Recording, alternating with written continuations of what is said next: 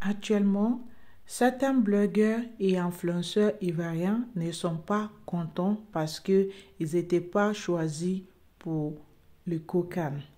Et ils se sont posé la question, si la CAN là, appartient à la politique ivoirienne ou bien c'est pour le monde entier et pour les enfants des Ivoiriens.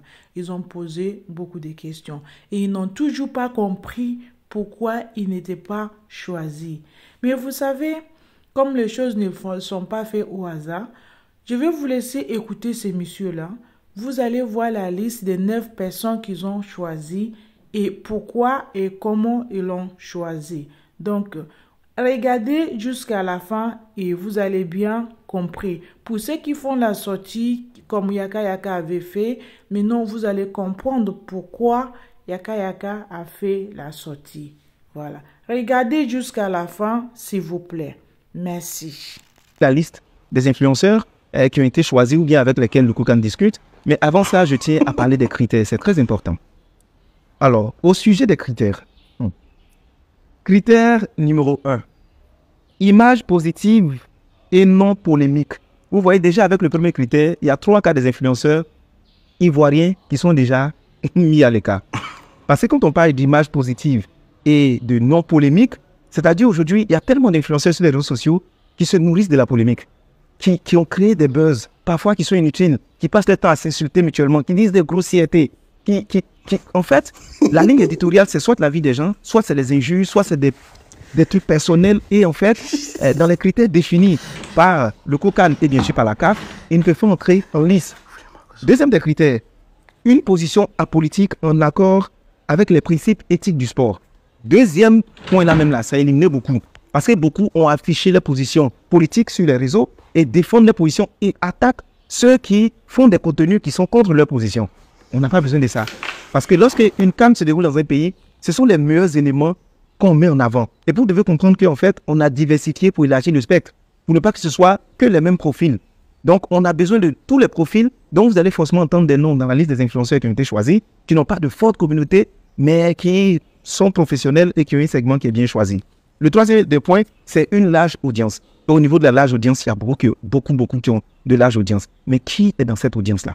Quel est l'impact que vous apportez à ces personnes? Quel est le taux d'interaction? Voici les questions que le COCAN ou encore la CAF a eu à se poser.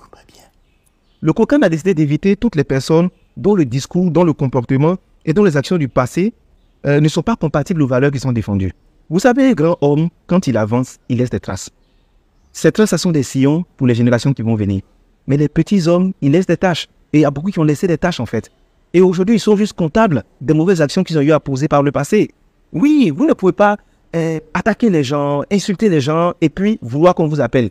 D'ailleurs, il y a beaucoup même qui sont autoproclamés influenceurs en quelques jours.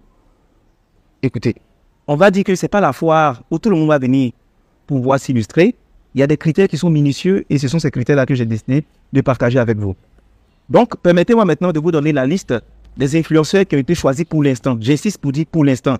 Pour l'instant, c'est eux qui ont été choisis parce qu'il y a 2 phases. Il y a la phase de communication qu'on fait en ce moment et la phase de mobilisation et de sensibilisation qui est chapeautée vraiment par le ministère de la Communication, tout ça. Donc, il y a d'autres qui seront approchés pour la mobilisation. Mais dans ce cadre-là, voici la liste des personnes qui ont été approchées. Personne numéro 1, c'est Edith Brou.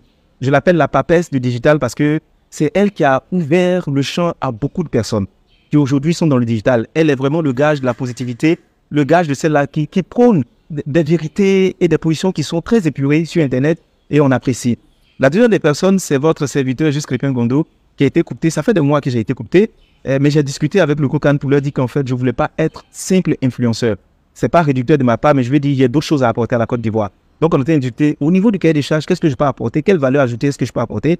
Et c'est sûr qu'on me verra sur d'autres projets, d'autres chantiers sur lesquels on va permettre de pouvoir montrer au monde entier que la Côte d'Ivoire est un pays professionnel, un pays investi dans le développement et un pays surtout qui réserve le meilleur des accueils et la meilleure CAN possible. Troisième des personnes, Prince Eja. C'est un influenceur dans le domaine du tourisme. Prince Eja, c'est un ambassadeur du tourisme, tout ça. Donc, il promeut tous les espaces qualitatifs ici, touristiques en Côte d'Ivoire. Quatrième des personnes, Cédric Anoma. Cédric Anoma, c'est un entrepreneur. Il a une entreprise qui est présente, il intervient dans les conférences, tout ça.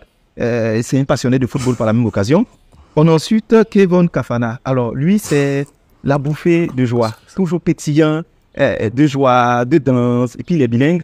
Donc, son profil a été choisi aussi. Sixième des personnes, Malik Traoré. Lui, c'est vraiment, on va dire, la figure de proue du football en Côte d'Ivoire et même dans la sous-région parce qu'il est connu après son passage à Canal+, et bien sûr sur NCI en ce moment. C'est un féru de football et il connaît le football, donc il a été choisi. On a ensuite Paul Yvétier en 7e position. Lui, c'est vraiment, on va dire, celui qui a révolutionné la création de contenu drôle, humoristique sur Internet parce qu'il y a mis du professionnalisme, du génie. Moi, je l'appelle un génie parce qu'il connaît son travail. On a ensuite Braisingel, je l'appelle la Braise affectueusement. Elle aussi, elle apporte de l'humour, de la qualité. Le fameux Bim, voilà, on la connaît. Numéro 9, on a Dan Marcel, ou si on veut, Maman de Dodo, qui fait aussi des contenus humoristiques et qui est capable de truster plusieurs rôles en même temps.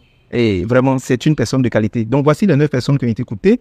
En qualité d'ambassadeur, il n'y a pas d'ambassadeur qui a été choisi encore, de manière définitive. Parce que les ambassadeurs ne sont pas gérés par le COCAN. Les ambassadeurs sont gérés par le ministère de la Communication. Donc, c'est eux qui vont gérer par l'État de Côte d'Ivoire.